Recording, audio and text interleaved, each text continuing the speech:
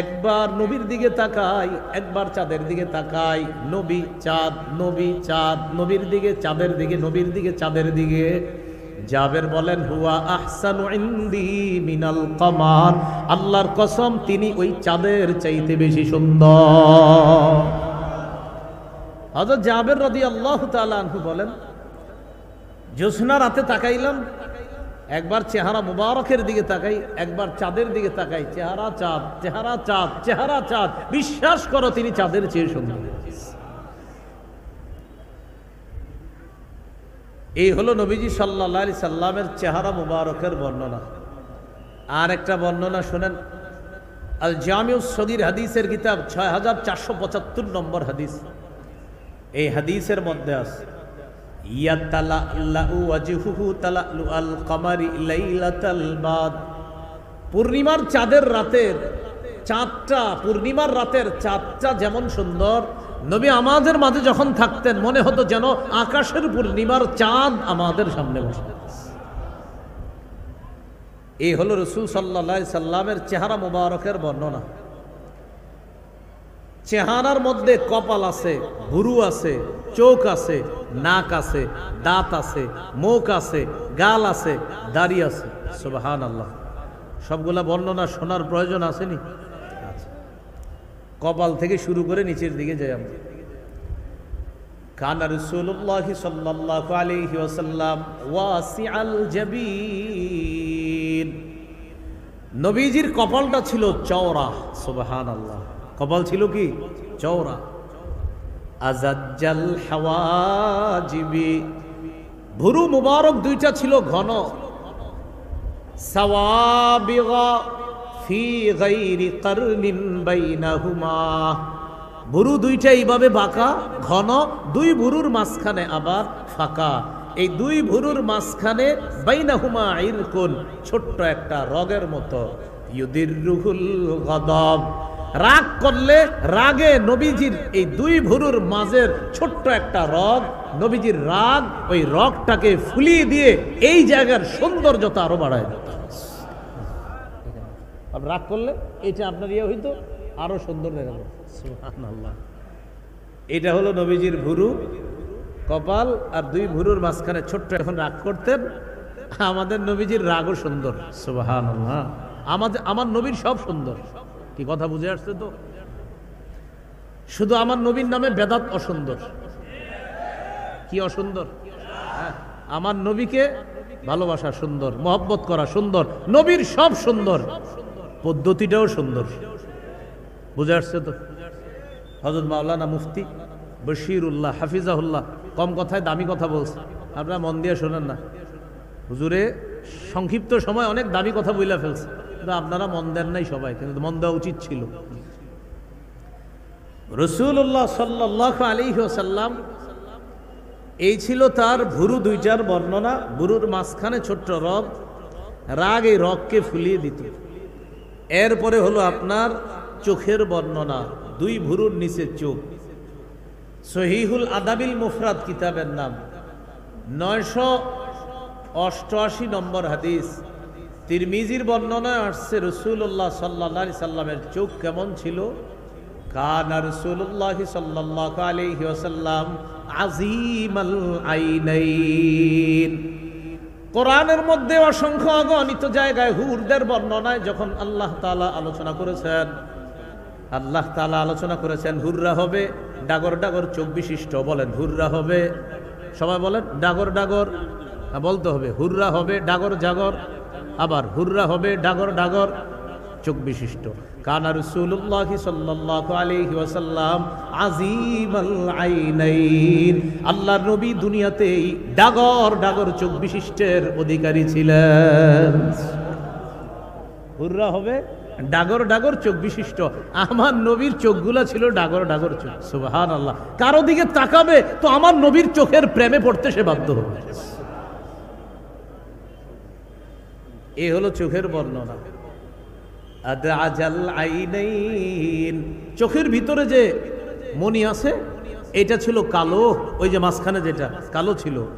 আশকালাল আইনাইন, আর ওই কালোর পাশে যে সাদা অংশটা ওটার মধ্যে একটা লালিমা লালিমা ভাব, মাঝে কালো, পাশ দিয়ে লালিমা ভাব, চোখের সৌন্দর্য দর্শকের সামনে আরো ফুটিয়ে তুলত। তাহলে ডাগর ডাগর, আবার মাঝখানে কালো, আবার পাশে হালকা লালিমা লালিমা ভাব, এইভাবে যারা দেখতেন তাদের কাছে আল্লাহর হাবিবের চোখের সৌন্দর্যতা ফুটে উঠত। আসলে আমি বর্ণনা করছি, আপনারা শুনতেছেন, আসলে নবী যে কত সুন্দর ছিল যারা দেখছে তারা শুধু বলতে পারে। মাঝে একটা কথা মনে আসছে, বলে ফেলি আপনার। বারা ইবনে আযিব রাদিয়াল্লাহু তাআলা আনহুর বর্ণনা, মুসনাদে আহমদের এই লম্বা হাদিস, আবু দাউদেরও লম্বা হাদিস। বারা ইবনে আযিব রাদিয়াল্লাহু তাআলা আনহু বলেন, একদিন নবীজির সাথে এক জানাজায় রওনা করলাম, কবরস্থানের সামনে গিয়ে নবীজি বসে রয়েছে। তো নবীজি বসলেন, আমরাও বসে গেছি। বসার পর আমরা সবাই নবীজির দিকে তাকায় রয়েছি। নবীজি নিচের দিকে এইভাবে লাঠি দিয়ে মাটির মধ্যে আঁকাআঁকি করতেছে, আমরা নবীর দিকে তাকায় রয়েছি। দেখেন সাহাবী কি বলে, কয় এমন ভাবে তাকায় আছি আমরা সবাই, কান্না আলা রুউসিনা আত-তায়র, যেন আমাদের মাথার উপরে পাখি বসা। এর মানে এমন একজনকে আমরা দেখতেছি, পাখি আইসা বসলেও পাখির কোনো সমস্যা হবে না, ও সুন্দরভাবে বৈশা আরাম নিয়ে আবার এখান থেকে চলে যাবে, আমরা বুঝতে পারবো না, কারণ এমন একজনকে দেখতেছি। আলহামদুলিল্লাহ, আলহামদুলিল্লাহি কাফা ওয়া সালামুন আলা ইবাদিহিল্লাযীনা ইসতাফা। أما بعد فأعوذ بالله من الشيطان الرجيم. بسم الله الرحمن الرحيم.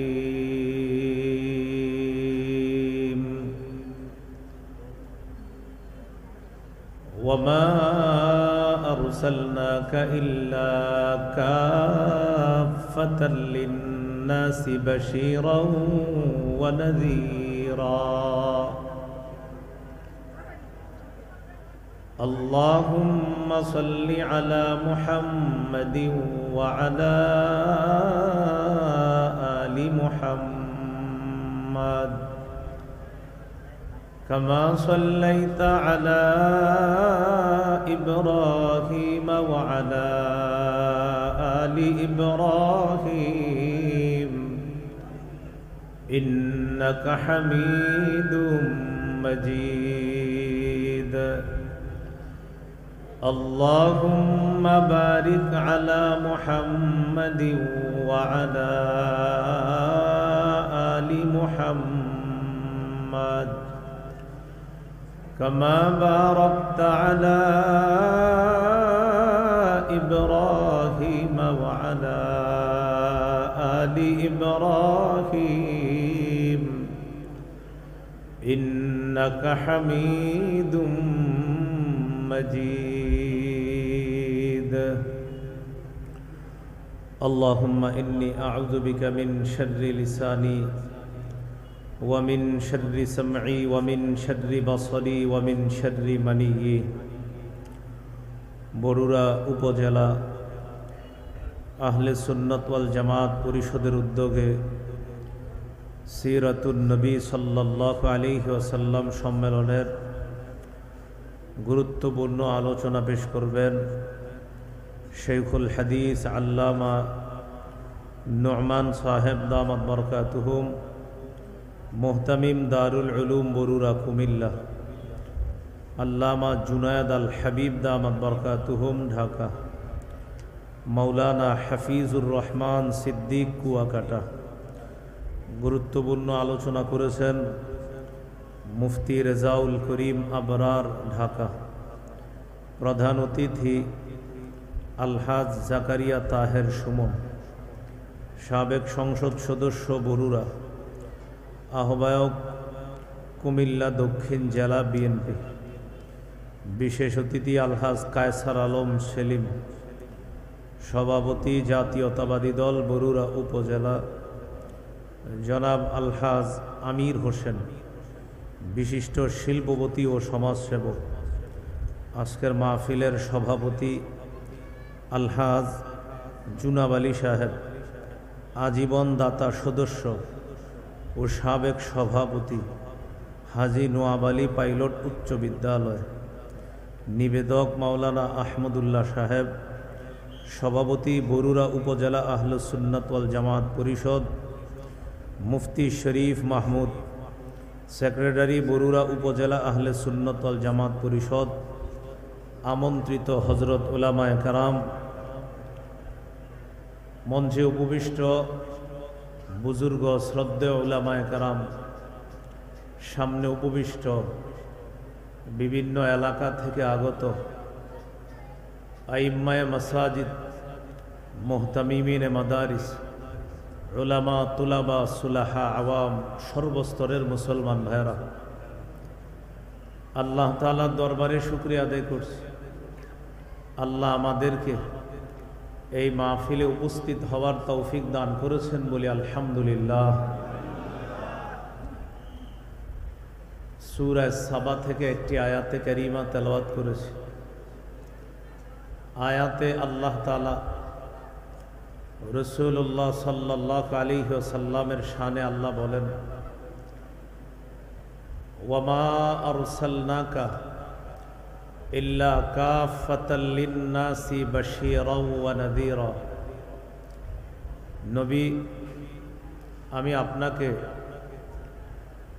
সমগ্র জাতির জন্য সুসংবাদদাতা এবং সতর্ককারী রূপে পাঠিয়েছি। সুসংবাদ দিবেন জান্নাতের, সতর্ক করবে জাহান্নাম থেকে। রাসূলুল্লাহ সাল্লাল্লাহু আলাইহি ওয়াসাল্লামের শ্রেষ্ঠত্বের মধ্যে এটা একটা অন্যতম শ্রেষ্ঠত্ব। গোটা জাতির জন্য আল্লাহ শেষ নবীকে নবী হিসাবে পাঠিয়েছেন। এই জন্য রাসূলুল্লাহ সাল্লাল্লাহু আলাইহি সাল্লাম বলেন,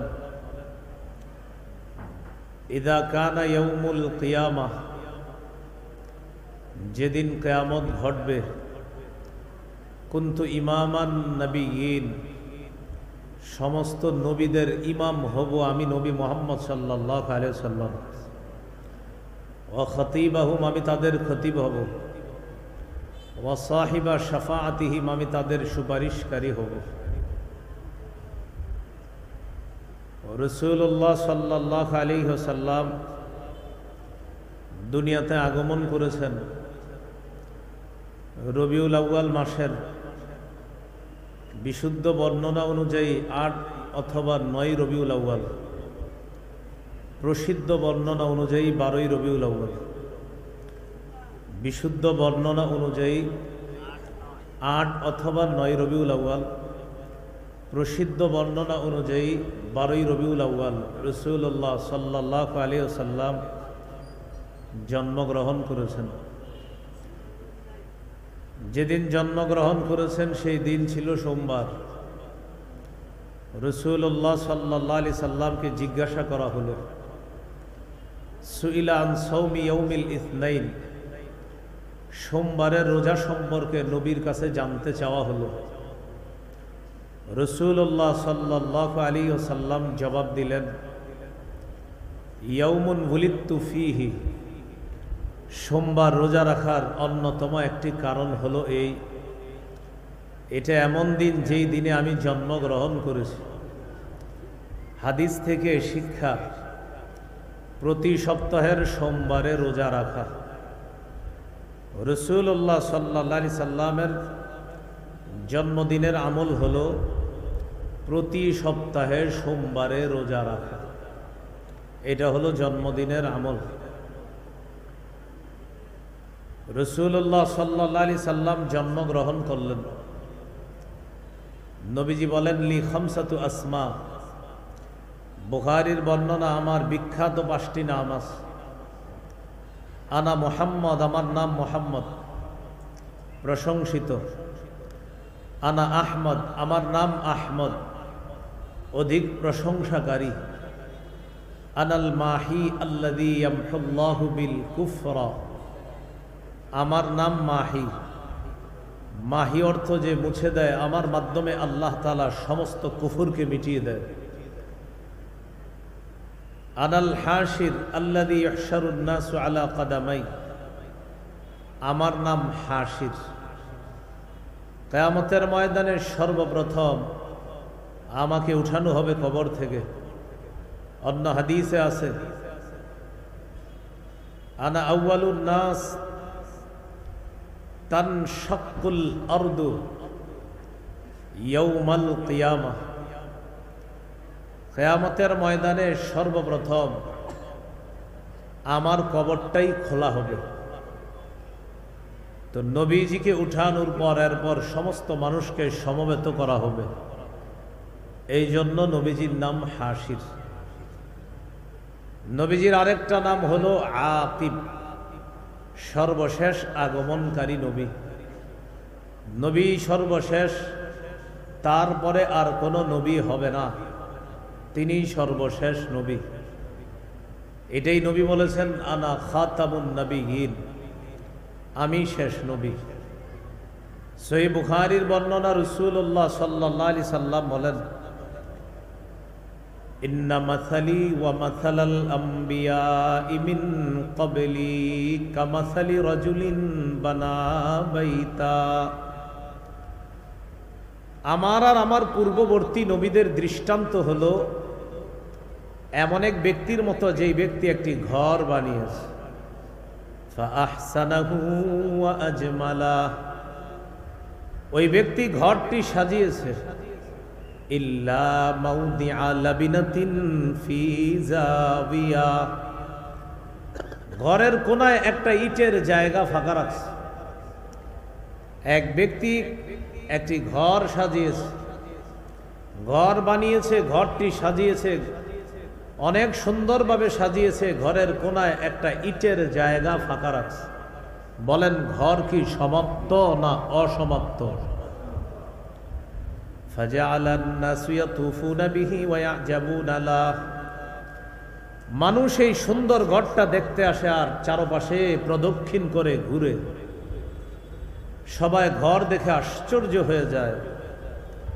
ওয়া ইয়াকুলুনা হাল্লা উদিআত হাদিহিল লাবিনা, সবাই আশ্চর্য হয়ে বলতে থাকে, ঘরের কোনায় ইটের জায়গাটা ফাঁকা কেন, এই ইটটা কেন লাগানো হলো না?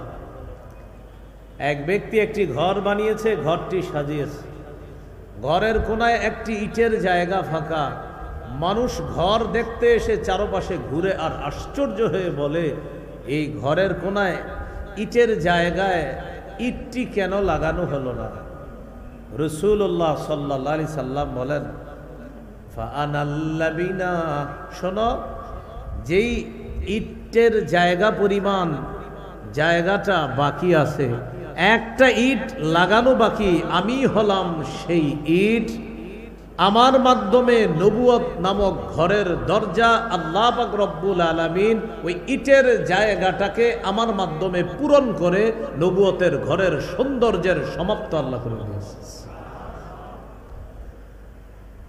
শেষে বলে, আনা খাতামুন নাবিয়্যিনা লা নাবিয়্যা বা'দি, আমি শেষ নবী, আমার পরে আর কোনো নবী হবে না। তাহলে আমাদের নবী শেষ নবী, তারপরে আর কোনো নবী হবে না। রাসূলুল্লাহ সাল্লাল্লাহু আলাইহি সাল্লাম দুনিয়াতে আসলেন। তিনি যখন আসলেন কেমন ছিল দেখতে? হাদিসের একটা কিতাব আছে, নাম আল জামিউস সগীর। এই কিতাবের 6452 নম্বর হাদিস। এই হাদিসের মধ্যে আছে, কানা রাসূলুল্লাহ সাল্লাল্লাহু আলাইহি ওয়াসাল্লাম আবিয়াদা কাআন্নামা সিগা মিন ফিদ্দা। রাসূলুল্লাহ সাল্লাল্লাহু আলাইহি ওয়াসাল্লাম এতটাই সুন্দর ছিলেন, দেখলে মনে হতো যেন তার দেহটা রূপা দিয়ে তৈরি করা। নবীজির দেহ এত সুন্দর করে তৈরি করা, মনে হতো এটা রূপা দিয়ে বানানো, এত সুন্দর। নবীজি সাল্লাল্লাহু আলাইহি সাল্লামের মাথা কেমন ছিল? তিরমিজির হাদিস 3637 নম্বর হাদিস, কানা রাসূলুল্লাহ সাল্লাল্লাহু আলাইহি ওয়াসাল্লাম দখমার রাস।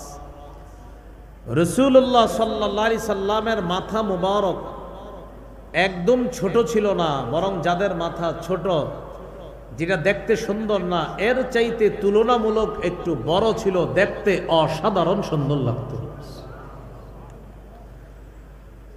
জাওয়াইদুল মুসনাদ একটা কিতাব আছে, এই কিতাবের 944 নম্বর হাদিস।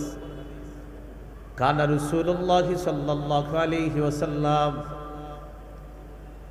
কাসীর শা'রির রাস, নবীজির মাথার চুল মুবারক ছিল ঘন, চুলগুলা ছিল ঘন। এখন এই চুল কি লম্বা ছিল নাকি কোকড়ানো ছিল? এটা আমরা হাদিস থেকে জেনে নিই নবীজির চুল কেমন ছিল। হাদিসের কিতাব সহিহ মুসলিম, এই কিতাবের 2347 নম্বর হাদিস। মাদ্রাসার পাঠ্যপুস্তক অনুসারে মোট হাদিস সংখ্যা হবে 3033টা। হাদিসের বর্ণনাকারী আনাস ইবনু মালিক রাদিয়াল্লাহু তাআলা তিনি বলেন, লা বিল জাদিল কাতিতি ওয়ালা বিসসাবতি, রাসূলুল্লাহ সাল্লাল্লাহু আলাইহি সাল্লামের চুলগুলো একেবারে কোকড়ানো ছিল না, আবার একেবারে লম্বা ছিল না। তাহলে কেমন ছিল? এটা আবার আরেক হাদিস আছে, আল জামিউস সগীর হাদিসের কিতাব 6475 নম্বর হাদিস। এই হাদিসের বর্ণনাকারী আবু হুরায়রা রাদিয়াল্লাহু তাআলা তিনি বলেন, আন আবি হুরায়রা রাদিয়াল্লাহু তাআলা আনহু قال কানা রাসূলুল্লাহ সাল্লাল্লাহু আলাইহি ওয়াসাল্লাম রাজিলা শা'রি, রাসূলুল্লাহ সাল্লাল্লাহু আলাইহি সাল্লামের চুল মুবারক ঈষৎ ঢেউ খেলানো ছিল। আমাদের চুল বাতাসে ঢেউ খেলে, আমাদের নবীজির চুল মুবারক বাতাস ছাড়াই দেখলে মনে হতো যেন ঢেউ খেলতেছে। ইনিন ফারাকাত আকিকাতুহু ফারাকা ওয়া ইল্লা ফালা, মাথার চুল যদি অনায়াসে সিঁথি আসতো তাহলে তিনি সিঁথি কাটতেন, অন্যথায় সিঁথি কাটতেন না। সহিহ মুসলিমের বর্ণনা 2344 নম্বর হাদিস। কওমি মাদ্রাসার পাঠ্যপুস্তক অনুসারে মোট হাদিসের সংখ্যা হবে 3033টা। এই হাদিসের মধ্যে আছে, কদ শামিতা মুকদ্দামু রাসিহি ওয়া লিহিয়াতিহি, নবীজির মাথার সামনের চুল মুবারকের কয়েকটা সাদা হয়ে গেছে, আর সামনের দাড়ি কয়েকটা সাদা হয়েছে। কানা ইযা দাহানা লাম ইয়াতাবায়্যান, নবীজি যদি চুলগুলা চিরুনি করতেন, চুল আছড়াইতেন, তাহলে ওই সাদা চুলগুলা দেখা যাইতো না। তেল দিয়ে যদি সুন্দরভাবে রাখতেন তাহলে চুল সাদা অংশ দেখা যাইতো না। ওয়া কানা ইযা শাইসা রাসুহু তাবায়্যানা, আর যদি চুলের মধ্যে তেল দেওয়া না থাকতো, চুলগুলা যদি আছড়ানো ছাড়া থাকতো, একটু এলোমেলো থাকতো, তাহলে সাদা চুল দেখা যাইতো। এই এলোমেলো মানে আবার এমন না যে আমগো চুল এলোমেলো মানে দেখতে কেমন জানি। আমাদের নবীর চুল আছড়ানো এক সুন্দর, তেল দেওয়া এক সুন্দর, তেল দেওয়া না আরেক সুন্দর, চুল আছড়ানো এক সুন্দর, চুল আছড়ানো না আরেক সুন্দর। তিনি ঘুমায় এক সুন্দর, নাক ডাকে এক সুন্দর, নাক ডাকে না তো আরেক সুন্দর। আমার হাবিবের যা কিছু সব সুন্দর আর সুন্দর। তো রাসূলুল্লাহ সাল্লাল্লাহু আলাইহি সাল্লামের চুল মুবারকের বর্ণনা এটা। এখন চুলগুলা কত বড় ছিল? ওলামা হযরত ছাড়া অন্য যারা আছেন, আমার সহপাঠী ছাত্র ভাই এবং আমার বয়সে কম যারা, আমার সাথে একটু বলেন, আপনারা বলেন ওয়াফরা, লিম্মা, জুম্মা, ওয়াফরা, লিম্মা, জুম্মা। রাসূলুল্লাহ সাল্লাল্লাহু আলাইহি সাল্লামের এই হলো 3 ধরনের চুলের বর্ণনা। সহিহ মুসলিমের বর্ণনা 2338 নম্বর হাদিস। এই হাদিসের বর্ণনাকারী আনাস ইবনু মালিক। 3 ধরনের চুলের পদ্ধতি, তিনটার বর্ণনাকারী আনাস ইবনু মালিক রাদিয়াল্লাহু তাআলা। প্রশ্ন এসে যায়, তিনি কেন চুলের বর্ণনা দিচ্ছেন বারবার? উত্তর হলো, আনাস রাদিয়াল্লাহু তাআলা রাসূলুল্লাহ সাল্লাল্লাহু আলাইহি সাল্লামের 10 বছর খেদমত করেছেন। এই জন্য নবীজির চুল মুবারক, কান মুবারক, চোখ নাক মুবারক ইত্যাদির বর্ণনাগুলা অন্যদের চাইতে হযরত আনাস রাদিয়াল্লাহু তাআলা আনহু বেশি দিতে পারতেন, কারণ তিনি নবীজির কাছাকাছি ছিলেন। তো সহিহ মুসলিমের বর্ণনা 2338 নম্বর হাদিস। এই হাদিসের মধ্যে আছে কানা শা'রু রাসূলিল্লাহি সাল্লাল্লাহু আলাইহি ওয়াসাল্লাম ইলা আনসাফি উযুনাইহি। রাসূলুল্লাহ সাল্লাল্লাহু আলাইহি সাল্লামের চুল মুবারক অর্ধ কান পর্যন্ত লম্বা হতো, আর এটা কানের লতি পর্যন্ত প্রলম্বিত হতো। এটাকে বলা হয় ওয়াফরা। নবীজির চুল মুবারক এই কানের অর্ধ পর্যন্ত, যেটা লতি পর্যন্ত প্রলম্বিত হতো, এটাকে বলা হয় ওয়াফরা। কি বলা হয়? ওয়াফরা। সহিহ বুখারীর বর্ণনা 5905 নম্বর হাদিস। এই হাদিসের বর্ণনাকারীও আনাস ইবনু মালিক। এটা হলো দ্বিতীয় প্রকার চুলের বর্ণনা, যেটা আমরা শিখেছি একটু আগে, লিম্মা। এই হাদিসের মধ্যে আছে কানা শা'রু রাসূলিল্লাহি সাল্লাল্লাহু আলাইহি ওয়াসাল্লাম বাইনা উযুনাইহি ওয়া আতিকিহি। রাসূলুল্লাহ সাল্লাল্লাহু আলাইহি সাল্লামের চুল মুবারক দুই কান এবং দুই কাঁধের মাঝামাঝি পর্যন্ত লম্বা। দুই কান এবং দুই কাঁধের মাঝামাঝি পর্যন্ত কখনো লম্বা হতো, এটাকে বলা হয় লিম্মা। কি বলা হয়? তাহলে বলেন তো, কানের ইয়া পর্যন্ত লম্বা, এটাকে জানি কি বলা হয়? ওয়াফরা। আর কান এবং কাঁধের মাঝামাঝি পর্যন্ত লম্বা, এটাকে কি বলা হয়? লিম্মা। রয়ে গেল 3 নম্বর পদ্ধতি, জুম্মা। সহিহ বুখারীর বর্ণনা 5904 নম্বর হাদিস। এই হাদিসের বর্ণনাকারীও আনাস ইবনু মালিক রাদিয়াল্লাহু তাআলা। তিনি বলেন কানা ইয়াদরিবু শা'রু রাসূলিল্লাহি সাল্লাল্লাহু আলাইহি ওয়াসাল্লাম মানকিবাই। রাসূলুল্লাহ সাল্লাল্লাহু আলাইহি সাল্লামের চুল মুবারক কখনো কখনো কাঁধ পর্যন্ত লম্বা হতো। এই কাঁধ পর্যন্ত লম্বা চুলকে বলা হয় জুম্মা। কান পর্যন্ত ওয়াফরা, কান এবং কাঁধের মাঝামাঝি পর্যন্ত লিম্মা, কাঁধ পর্যন্ত লম্বা, এটাকে বলা হয় জুম্মা। আল্লাহ আমাদের সকলকে 3টি পদ্ধতির কথা মনে রেখে আমলে বাস্তবায়ন করার তৌফিক দান করেন। এইগুলো নবীজি সাল্লাল্লাহু আলাইহি সাল্লামের চুলের বর্ণনা। নবীজি সাল্লাল্লাহু আলাইহি সাল্লামের মাথা মুবারকের বর্ণনা গেল, চুলের বর্ণনা গেল। এখন আমরা জানব নবীজির চেহারা মুবারকের বর্ণনা। সুবহানাল্লাহ পড়ি। সহিহ বুখারীর বর্ণনা 3549 নম্বর হাদিস। এই হাদিসের মধ্যে আছে কানা রাসূলুল্লাহ সাল্লাল্লাহু আলাইহি ওয়াসাল্লাম আহসানান নাসি ওয়াজহা। রাসূলুল্লাহ সাল্লাল্লাহু আলাইহি সাল্লাম এই পৃথিবীর সমস্ত মানুষের মধ্যে সর্বাপেক্ষা সুন্দর চেহারার অধিকারী ছিলেন। সবচেয়ে সুন্দর চেহারার অধিকারী ছিলেন।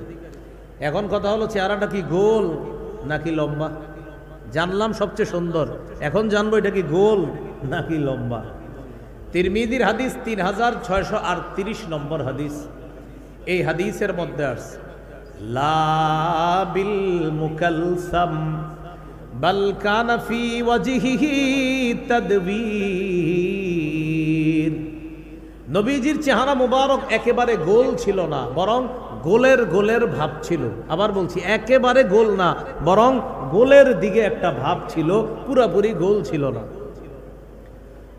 সহিহ মুসলিমের বর্ণনা, সাহাবী জিজ্ঞাসা করলেন ওয়াজহুহু মিসলাস সাইফ।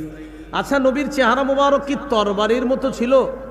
সাহাবী জবাব দিলেন লা বাল কানা মিসলাশ শামসি ওয়াল কমার। নবীর চেহারা মুবারক চাঁদ এবং সূর্যের মতো সুন্দর ছিল। চাঁদ এবং সূর্যের মতো সুন্দর। তো চাঁদ, এটার আবার গোল ভাবা যাবে না আপনি, কারণ আগেই বলে নিছি পুরাপুরি গোল না, গোলের দিকে ভাব। তো জিজ্ঞাসা করলেন এটা কি তরবারির মতো? তো সাহাবী জবাব দিলেন না না, চন্দ্র এবং সূর্যের মতো। তিরমিজির হাদিস 2811 নম্বর হাদিস, 2811। এই হাদিসের বর্ণনাকারীর নামটাও আমরা একটু মনে রাখি। বলেন জাবের ইবনে সামুরা। জাবের ইবনে সামুরা রাদিয়াল্লাহু তাআলা, এই জাবের রাদিয়াল্লাহু তাআলা আনহু কি বলেন দেখেন, যেটা আমরা ছোটবেলা থেকে শুনছি ঘটনাটা, এই জন্য আপনাদেরকে হাদিসের রাবি বর্ণনাকারীর নামটাও একটু বলাইলাম। সাহাবীর নাম জাবের ইবনে সামুরা রাদিয়াল্লাহু তাআলা। তিনি বলেন, তিরমিজি 2811 নম্বর হাদিস, 2811, তিনি বলেন, আন জাবির ইবনে সামুরা রাদিয়াল্লাহু তাআলা আনহু قال رأيت رسول الله صلى الله عليه وسلم في ليلة إضحيان। আমি আল্লাহ রসুলের দিকে জোছনা রাতে তাকাইলাম। কি রাতে? জোছনা। আমি নবীর দিকে জোছনা রাতে তাকাইলাম। ফাজআলতু আনজুরু ইলা রাসূলিল্লাহি সাল্লাল্লাহু আলাইহি ওয়াসাল্লাম ওয়া ইলাল কমার। একবার নবীর দিকে তাকাই, একবার চাঁদের দিকে তাকাই, নবী চাঁদ, নবী চাঁদ, নবীর দিকে চাঁদের দিকে, নবীর দিকে চাঁদের দিকে। জাবের বলেন, হুয়া আহসানু ইনদি মিনাল কমার। আল্লাহর কসম, তিনি ওই চাঁদের চাইতে বেশি সুন্দর। হযরত জাবের রাদিয়াল্লাহু তাআলা আনহু বলেন, জোছনা রাতে তাকাইলাম, একবার চেহারা মুবারকের দিকে তাকাই, একবার চাঁদের দিকে তাকাই, চেহারা চাঁদ, চেহারা চাঁদ, চেহারা চাঁদ। বিশ্বাস করো, তিনি চাঁদের চেয়ে সুন্দর। এই হলো নবীজি সাল্লাল্লাহু আলাইহি সাল্লামের চেহারা মুবারকের বর্ণনা। আর একটা বর্ণনা শুনেন, আল জামিউস সগীর হাদিসের কিতাব 6475 নম্বর হাদিস। এই হাদিসের মধ্যে আছে, ইয়াতালাল্লাহু ওয়াজহুহু তালাল্লুআল কমারি লাইলাতাল বাদ। পূর্ণিমার চাঁদের রাতের চাঁদটা, পূর্ণিমার রাতের চাঁদটা যেমন সুন্দর, নবী আমাদের মাঝে যখন থাকতেন মনে হতো যেন আকাশের পূর্ণিমার চাঁদ আমাদের সামনে বসে। এই হলো রাসূল সাল্লাল্লাহু আলাইহি সাল্লামের চেহারা মুবারকের বর্ণনা। চেহারার মধ্যে কপাল আছে, ভুরু আছে, চোখ আছে, নাক আছে, দাঁত আছে, মুখ আছে, গাল আছে, দাড়ি আছে। সুবহানাল্লাহ। সবগুলা বর্ণনা শোনার প্রয়োজন আসেনি? কপাল থেকে শুরু করে নিচের দিকে যাই আমরা। কানা রাসূলুল্লাহ সাল্লাল্লাহু আলাইহি ওয়াসাল্লাম ওয়াসিআল জাবিন। নবীজির কপালটা ছিল চওড়া। সুবহানাল্লাহ। কপাল ছিল কি? চওড়া। আজাজ্জাল হাওয়াজিবি। ভুরু মুবারক দুইটা ছিল ঘন। সাওয়াবিগা ফি গায়রি কারনিন বাইনাহুমা। ভুরু দুইটা এইভাবে বাঁকা, ঘন, দুই ভুরুর মাঝখানে আবার ফাঁকা। এই দুই ভুরুর মাঝখানে বাইনাহুমা ইরকুন, ছোট্ট একটা রগের মতো। ইউদিররুহুল গাদাব। রাগ করলে, রাগে নবীজির এই দুই ভুরুর মাঝের ছোট্ট একটা রগ, নবীজির রাগ ওই রগটাকে ফুলিয়ে দিয়ে এই জায়গার সৌন্দর্যতা আরো বাড়ায় দিত। রাগ করলে এটা আপনার ইয়ে হইতো, আরো সুন্দর দেখা যেত। সুবহানাল্লাহ। এটা হলো নবীজির ভুরু, কপাল আর দুই ভুরুর মাঝখানে ছোট্ট। এখন রাগ করতেন, আমাদের নবীজির রাগও সুন্দর। সুবহানাল্লাহ। আমার নবীর সব সুন্দর। কি কথা বুঝে আসছে তো? শুধু আমার নবীর নামে বেদাত অসুন্দর। কি অসুন্দর? আমার নবীকে ভালোবাসা সুন্দর, মহব্বত করা সুন্দর, নবীর সব সুন্দর, পদ্ধতিটাও সুন্দর। বুঝে আসছে তো? হযরত মাওলানা মুফতি বশিরুল্লাহ হাফিজাহুল্লাহ কম কথায় দামি কথা বলছে, আপনারা মন দিয়ে শোনেন না। হুজুরে সংক্ষিপ্ত সময় অনেক দামি কথা বইলা ফেলছে, কিন্তু আপনারা মন দেন নাই সবাই, কিন্তু মন দেওয়া উচিত ছিল। রাসূলুল্লাহ সাল্লাল্লাহু আলাইহি ওয়াসাল্লাম, এই ছিল তার ভুরু দুইটার বর্ণনা। ভুরুর মাঝখানে ছোট্ট রগ, রাগ এই রগকে ফুলিয়ে দিত। এরপরে হলো আপনার চোখের বর্ণনা, দুই ভুরুর নিচে চোখ। সহিহুল আদাবিল মুফরাদ কিতাবের নাম, 988 নম্বর হাদিস। তিরমিজির বর্ণনায় আসছে, রাসূলুল্লাহ সাল্লাল্লাহু আলাইহি সাল্লামের চোখ কেমন ছিল? কানা রাসূলুল্লাহ সাল্লাল্লাহু আলাইহি ওয়াসাল্লাম আজিমাল আইনাইন। কোরআনের মধ্যে অসংখ্য অগণিত জায়গায় হুরদের বর্ণনায় যখন আল্লাহ তাআলা আলোচনা করেছেন, আল্লাহ তাআলা আলোচনা করেছেন হুররা হবে ডাগর ডাগর চোখ বিশিষ্ট। বলেন হুররা হবে, সবাই বলেন ডাগর ডাগর, বলতে হবে হুররা হবে ডাগর জাগর, আবার হুররা হবে ডাগর ডাগর চোখ বিশিষ্ট। কানা রাসূলুল্লাহ সাল্লাল্লাহু আলাইহি ওয়াসাল্লাম আজিমাল আইনাইন, আল্লাহর নবী দুনিয়াতেই ডাগর ডাগর চোখ বিশিষ্টের অধিকারী ছিলেন। হুররা হবে ডাগর ডাগর চোখ বিশিষ্ট, আমার নবীর চোখগুলা ছিল ডাগর ডাগর চোখ। সুবহানাল্লাহ। কারো দিকে তাকাবে তো আমার নবীর চোখের প্রেমে পড়তে সে বাধ্য হবে। এ হলো চোখের বর্ণনা। আদআজাল আইনাইন, চোখের ভিতরে যে মনি আছে এটা ছিল কালো, ওই যে মাঝখানে যেটা কালো ছিল। আশকালাল আইনাইন, আর ওই কালোর পাশে যে সাদা অংশটা ওটার মধ্যে একটা লালিমা লালিমা ভাব, মাঝে কালো পাশ দিয়ে লালিমা ভাব, চোখের সৌন্দর্য দর্শকের সামনে আরো ফুটিয়ে তুলত। তাহলে ডাগর ডাগর, আবার মাঝখানে কালো, আবার পাশে হালকা লালিমা লালিমা ভাব। এইভাবে যারা দেখতেন তাদের কাছে আল্লাহর হাবিবের চোখের সৌন্দর্যতা ফুটে উঠত। আসলে আমি বর্ণনা করছি, আপনারা শুনতেছেন, আসলে নবী যে কত সুন্দর ছিল যারা দেখছে তারা শুধু বলতে পারে। মাঝে একটা কথা মনে আসছে, বলে ফেলি আপনার। বারা ইবনে আযিব রাদিয়াল্লাহু তাআলা আনহুর বর্ণনা, মুসনাদে আহমদের এই লম্বা হাদিস, আবু দাউদেরও লম্বা হাদিস। বারা ইবনে আযিব রাদিয়াল্লাহু তাআলা আনহু বলেন, একদিন নবীজির সাথে এক জানাজায় রওনা করলাম, কবরস্থানের সামনে গিয়ে নবীজি বসে রয়েছে। তো নবীজি বসলেন, আমরাও বসে গেছি। বসার পর আমরা সবাই নবীজির দিকে তাকায় রয়েছি। নবীজি নিচের দিকে এইভাবে লাঠি দিয়ে মাটির মধ্যে আঁকাআঁকি করতেছে, আমরা নবীর দিকে তাকায় রয়েছি। দেখেন সাহাবী কি বলে, কয় এমন ভাবে তাকায় আছি আমরা সবাই, কান্না আলা রুউসিনা আত-তায়র, যেন আমাদের মাথার উপরে পাখি বসা। এর মানে এমন একজনকে আমরা দেখতেছি, পাখি আইসা বসলেও পাখির কোনো সমস্যা হবে না, ও সুন্দরভাবে বৈশা আরাম নিয়ে আবার এখান থেকে চলে যাবে, আমরা বুঝতে পারবো না, কারণ এমন একজনকে দেখতেছি। কান্না আলা রুউসিনা আত-তায়র, আহারে যদি দেখতাম, না স্বপ্নেও যদি দেখা যাইত। তো রাসূলুল্লাহ সাল্লাল্লাহু আলাইহি ওয়াসাল্লাম, এই ছিল নবীজির চোখ মুবারক। নবীজি সাল্লাল্লাহু আলাইহি সাল্লামের চোখের এই কোনাগুলা কেমন ছিল? আমরা বাচ্চাদেরকে কি বলি, ছোটবেলায় কাজল দিয়ে দেয়, তো কাজল দিলে ওর চোখের সৌন্দর্যতা ফুটে। আবার অনেকে সুরমা দেয়, সুরমা দিলে চোখের সৌন্দর্যতা ফুটে। এবার আমার নবীর চোখ কেমন ছিল একটু দেখেন। জাবির ইবনে সামুরা রাদিয়াল্লাহু তাআলা আনহু বলেন, কুনতু ইযা নাযারতু ইলাইহি কুলতু আকহালাল আইনাইন, মাঝে মাঝে নবীজির দিকে তাকাইতাম, আমি মনে মনে বলতাম মনে হয় তিনি চোখের সুরমা দেওয়া। আবার বুঝেন, আমি নবীর দিকে তাকাইতাম, তাকায়া মনে হতো, আমার মনে মনে এরকম মনে হতো, মনে হয় তিনি চোখে সুরমা দিচ্ছেন।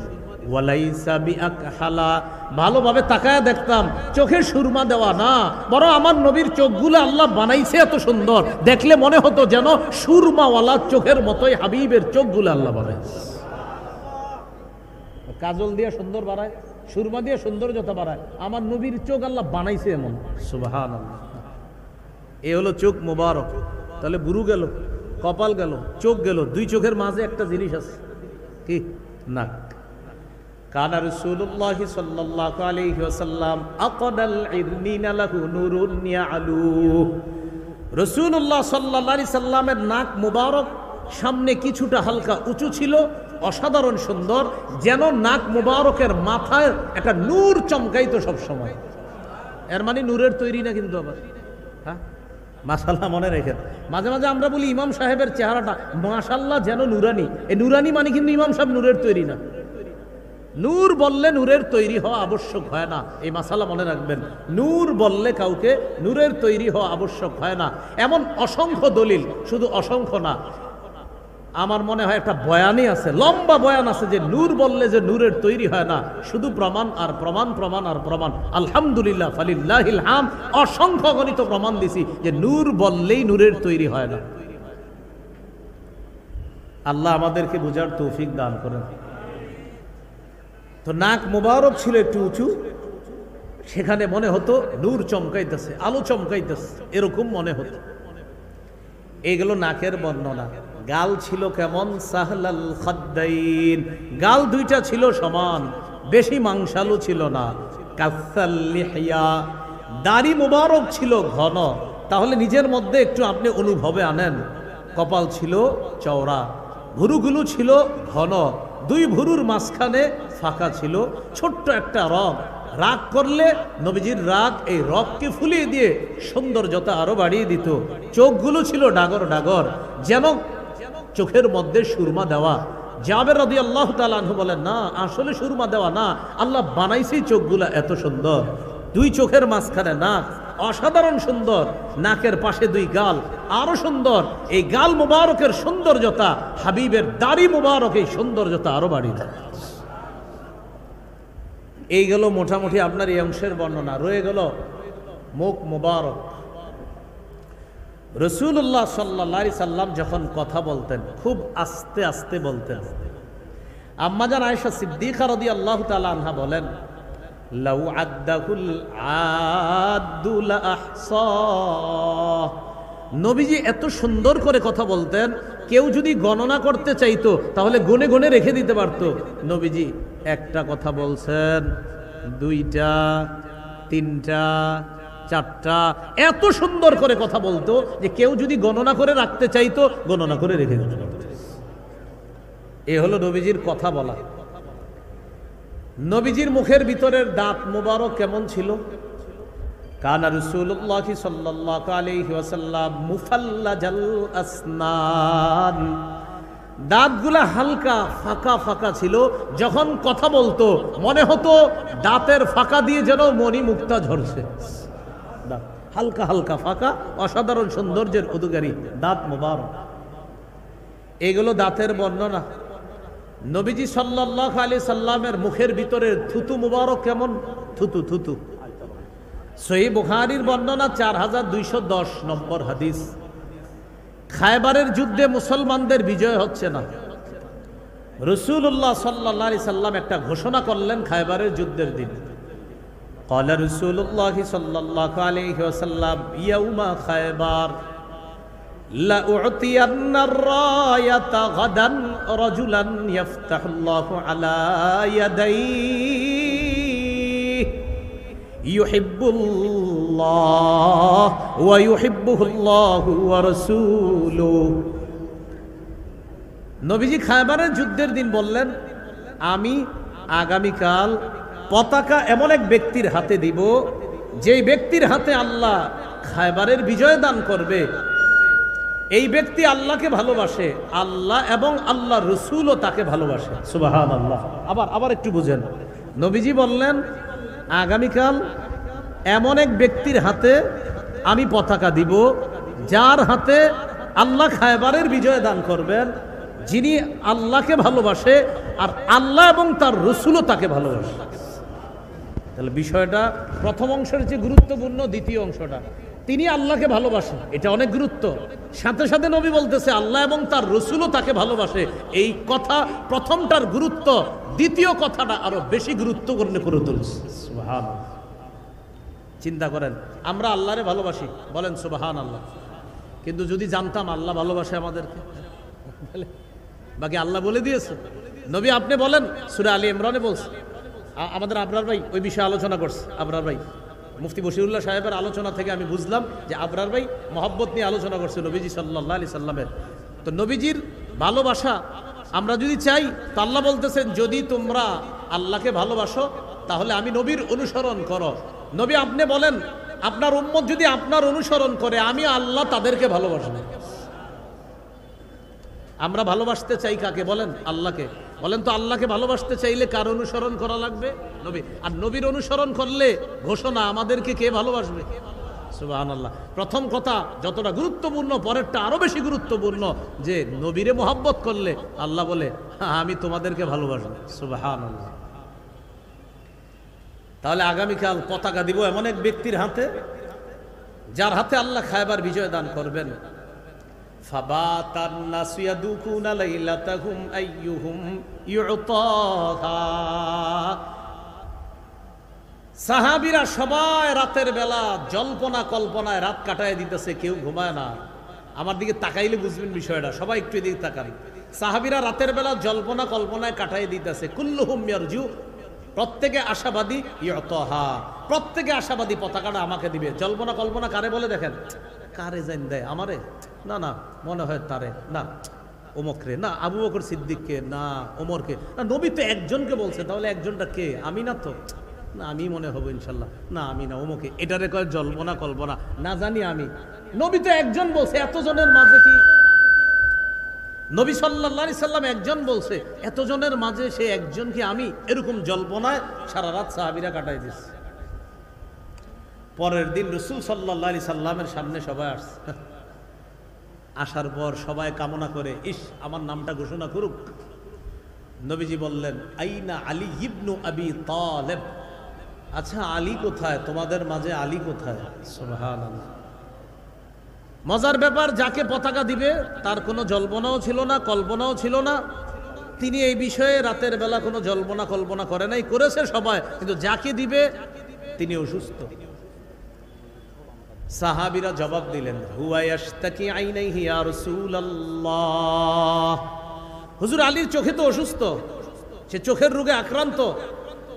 ফাআরসালু ইলাইহি, লোক পাঠাইছে হযরত আলীর কাছে, আলীকে নিয়ে আসো আমার কাছে।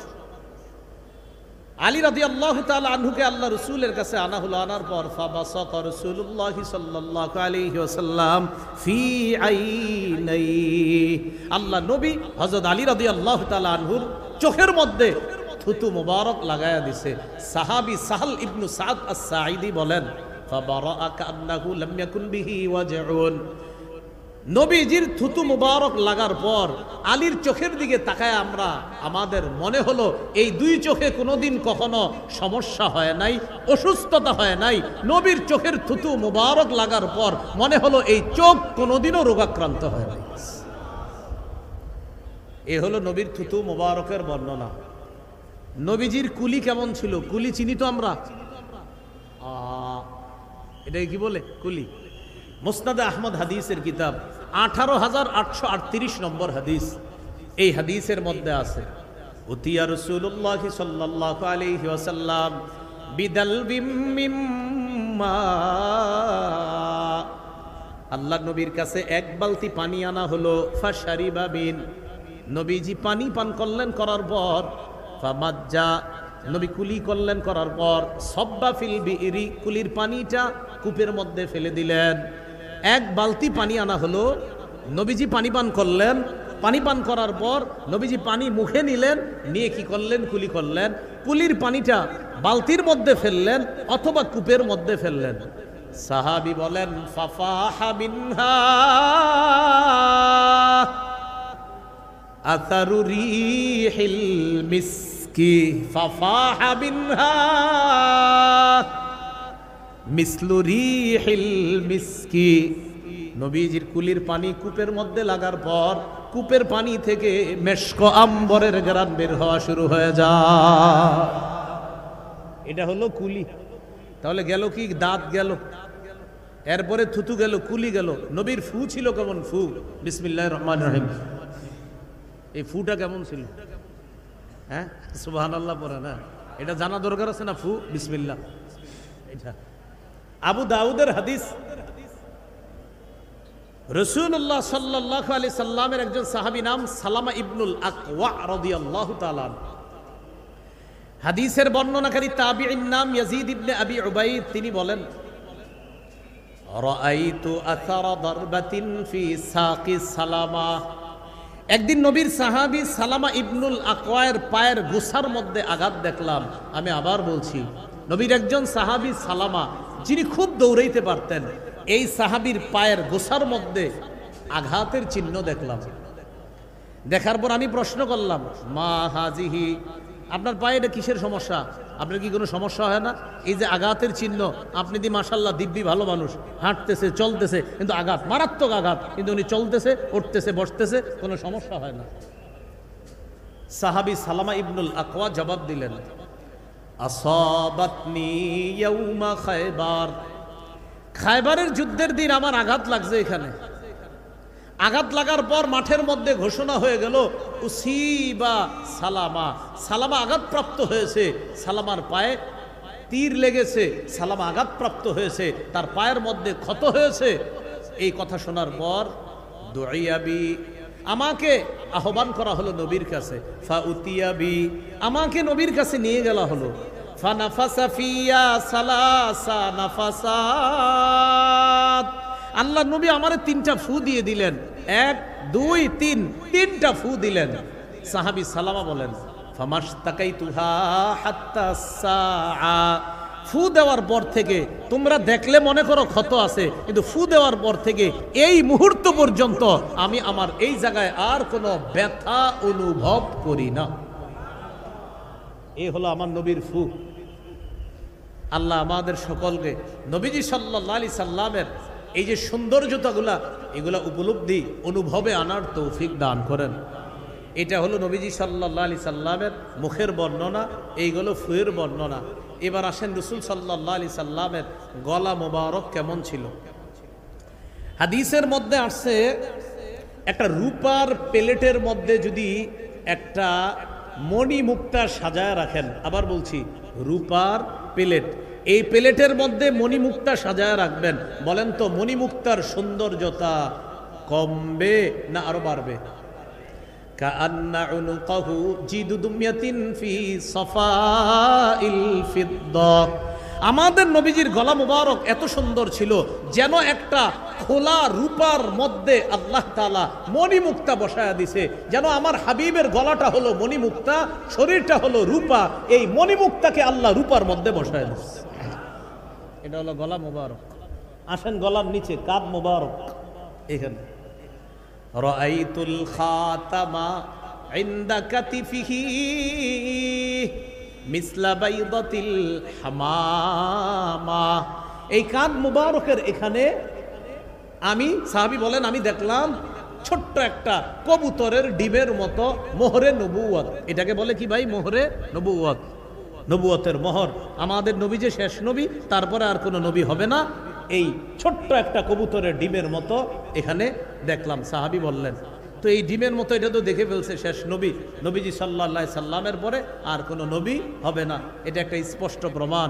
আমাদের নবীজির পরে কেউ যদি এভাবে সেভাবে ওভাবে জিল্লি নবী, ছায়া নবী, রডের নবী, বাঁশের নবী, কোন নবী দাবি করে, সে কাফের, তার অনুসারী কাফের, তাদের সমর্থনকারী কাফের না। আবার বুঝা ঠিক কন, আমাদের নবীর পরে যদি কেউ নবুয়ত দাবি করে নতুন করে, যদি বলে হাকিকি নবী, যদি বলে রূপক নবী, যদি বলে জিল্লি নবী, যদি বলে এই নবী ওই নবী, যেভাবেই নবুয়ত দাবি করবে সে কাফের। আবার বলছি তার অনুসারী কাফের, আবার বলছি তার সমর্থনকারীরাও কাফের।